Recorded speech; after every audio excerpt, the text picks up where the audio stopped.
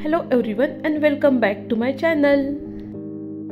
उन्हाळा सुरू आहे तर म्हटलं एक व्हिडिओ तर उन्हाळ्यावरती यायलाच पाहिजे। तर या व्हिडिओमध्ये मी माझा उन्हाळा कसा घालवते हे तुमच्यासोबत शेअर करणार आहे।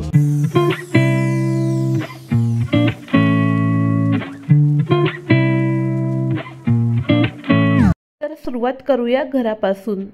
उन्हाळ्यामध्ये मी घरामध्ये काय काय चेंजेस करते तर त्यामध्ये सर्वात आधी येते बेडशीट। उन्हाळ्यामध्ये मी नेहमी कॉटनच्याच बेडशीट वापरते कारण ह्या ब्रीदेबल असतात। यामुळे शरीराला हवा मिळते आणि घाम येत नाही आणि जरी घाम आला तर ह्या त्याला ॲब्झॉर्ब करतात। या रूममध्ये आम्ही झोपतो म्हणून मी या बेडरूममध्ये नेहमी लाईट आणि पेस्टल कलरच्याच बेडशीट घालते कारण त्या पीसफुल वाटतात। त्यानंतर दुसरा चेंज म्हणजे ब्लँकेट। उन्हाळ्यामध्ये मी असे जाडसर ब्लँकेटच्या ऐवजी अशा पातळ दोहर यूज करते। ह्या सुद्धा कॉटनच्या आहेत आणि बँगलोरच्या टेम्परेचरसाठी ह्याच योग्य आहे असं मला वाटते। त्यानंतर ही दुसरी बेडरूम आहे। या बेडरूममध्ये माझे हस्बंड ऑफिसचं काम करतात म्हणून मी या बेडरूममध्ये नेहमी ब्राईट कलरच्या बेडशीट यूज करते कारण मला असं वाटते की ब्राईट कलर पॉझिटिव्ह आणि एनर्जेटिक वाइब्स देतात। ही रूम माझ्या हस्बंडच्या कामासाठी वापरली जाते आणि पुढे जाऊन माझ्या मुलाच्या अभ्यासासाठी सुद्धा वापरली जाणार म्हणून मी प्रयत्न करते की या रूममध्ये आनंददायी आणि मोटिवेटिंग एन्व्हायरमेंट राहावं। त्यानंतर उन्हाळ्यामध्ये चेंज करणारी अजून एक गोष्ट म्हणजे कुशन कवर। मला उन्हाळ्यामध्ये अगदी ब्राईट कलरच्या कुशन कवर आवडतात। तुम्ही बघू शकतात माझ्या आधीच्या किती लाईट पिंक आहेत, त्या माझ्या फेवरेट आहेत। तरीसुद्धा एकच कुशन कवर बघून कंटाळा येतो आणि फक्त कुशन कवर चेंज करून आपण घराला एक नवीन लुक देऊ शकतो। सोफ्याच्या कवर धुवायला घातल्यानंतर मी त्यावरती अशा बेडशीट टाकते कारण माझ्या घरात लहान बाळ आहे, कधी पण खराब करू शकते। यावर्षी आमच्या घरात उन्हाळ्यामध्ये एक नवीन गोष्ट आली आहे आणि ती म्हणजे हे कूलर। बँगलोरला तशी कूलरची सुद्धा गरज नाही आणि त्यातल्या त्यात तर आमच्या घरात बिलकुलच नाही कारण ऊन डायरेक्ट आमच्या घरावर पडतच नाही। पण तरी दुपारी थोडंसं वाटतं म्हणून मग दुपारच्या शांत झोपेसाठी आम्ही एक कूलर घेतला आहे। ही साईज यासाठी निवडली की छोटंसं आहे, काम झाल्यानंतर लॉफ्टमध्ये चाललं जाईल। त्यानंतर उन्हाळ्यामध्ये मी प्लॅन्टची केअर कशी घेते। आम्ही सर्व प्लॅन्टच्या पॉटमध्ये वरच्या थरावरती कोकोपीट घातलं आहे। तसे तर कोकोपीट प्रत्येक पॉटमध्ये आहेच, तरीसुद्धा वरती एक लेअर दिला। यामुळे मातीमधील पाणी कमी इव्हॅपोरेट होईल आणि झाडांना थंडावा जाणवेल। उन्हाळ्यामध्ये मी झाडांवरती असं अधूनमधून थोडंफार पाणी स्प्रे करते। यामागचं कारण झाडांना थंडावा मिळावा आणि ह्युमिडिटी वाढावी।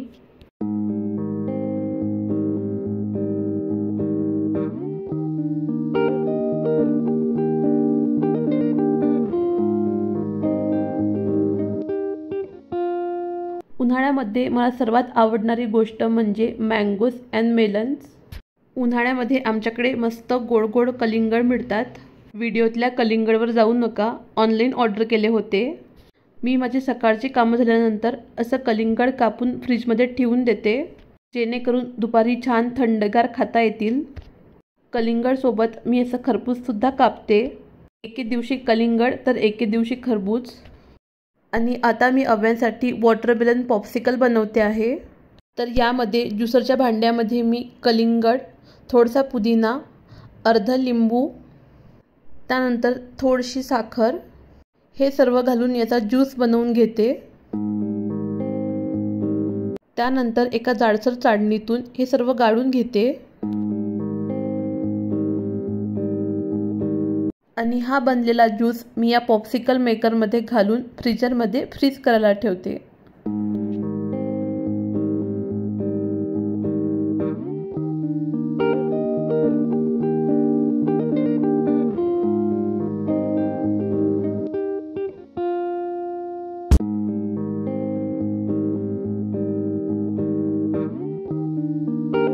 हे पॉप्सिकल काढताना याला थोडंसं पाण्याखाली घालावं लागते।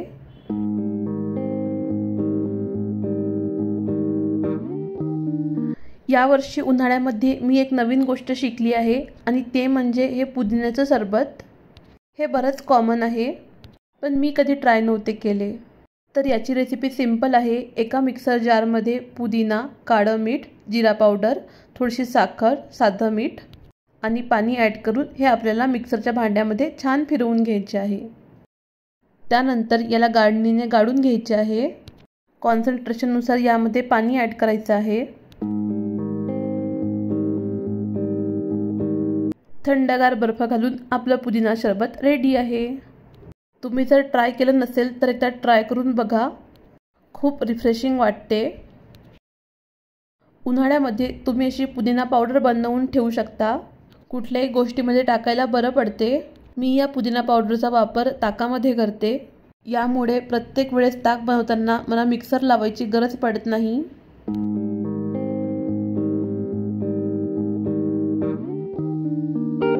उन्हाळ्यामधली माझी सर्वात आवडती गोष्ट म्हणजे आमरस। मी कशा पद्धतीने आमरस करते हे मी मागच्या व्हिडिओमध्ये तुमच्यासोबत शेअर केलेच आहे। आमरसमध्ये खूप साखर जाते, म्हणून आम्ही आमरस खाण्याऐवजी फक्त आंबे खायचं ट्राय करतो। त्यानंतर उन्हाळ्यामध्ये आमच्याकडे हा एक पदार्थ नेहमीच बनतो आणि तो म्हणजे कैरीचं पन्ह। तर कैरीच्या पन्ह्यासाठी इथं मी कैऱ्या कुकरमध्ये शिजवायला घालते आहे। कुकरच्या एका शिट्टीमध्ये ह्या होऊन येतात। त्यानंतर यांना आता आपल्याला थंड करून घ्यायचं आहे। थंड झाल्यानंतर या कैऱ्यांचा मी असा गर काढून घेत आहे। आता हा गर ज्या पाण्यामध्ये कैऱ्या शिजवल्या होत्या त्याच पाण्यामध्ये मी घालते आहे आणि अजून यामध्ये गरजेनुसार पाणी घालून हँड ब्लेंडरनी हे ब्लेंड करून घेते।